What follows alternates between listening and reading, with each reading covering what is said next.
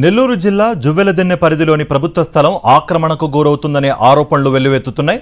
పోరంబోకు భూమితో పాటు దానిని ఆనుకుని ఉన్న నీటిగుంట కబ్జాకు గురవుతోందని గ్రామస్తులు ఆరోపిస్తున్నారు. ప్రభుత్వానికి చెందిన ఈ విలువైన స్థలాన్ని కొందరు తమ వారసత్వ ఆస్తిగా భావిస్తూ శాశ్వత భవనాల నిర్మాణాలు చేపడుతున్నారు. సంబంధిత అధికారులు మాత్రం చూసి చూడనట్లు వ్యవహరిస్తున్నారనే విమర్శలు వెల్లువెత్తుతున్నాయి. స్థానికులు పలుమార్లు ఫిర్యాదు చేసినా స్పందించకుండా ప్రశ్నించిన వారిపైనే ఒత్తిడి తీసుకువస్తూ ఆక్రమణదారులకే అండగా నిలుస్తున్నారన్న ఆరోపణలు వినిపిస్తున్నాయి.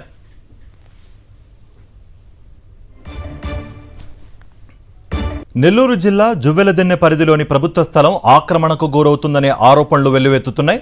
పోరంబోకు భూమితో పాటు దానిని ఆనుకుని ఉన్న నీటిగుంట కబ్జాకు గురవుతోందని గ్రామస్తులు ఆరోపిస్తున్నారు. ప్రభుత్వానికి చెందిన ఈ విలువైన స్థలాన్ని కొందరు తమ వారసత్వ ఆస్తిగా భావిస్తూ శాశ్వత భవనాల నిర్మాణాలు చేపడుతున్నారు.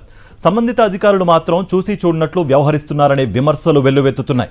స్థానికులు పలుమార్లు ఫిర్యాదు చేసినా స్పందించకుండా ప్రశ్నించిన వారిపైనే ఒత్తిడి తీసుకువస్తూ ఆక్రమణదారులకే అండగా నిలుస్తున్నారన్న ఆరోపణలు వినిపిస్తున్నాయి.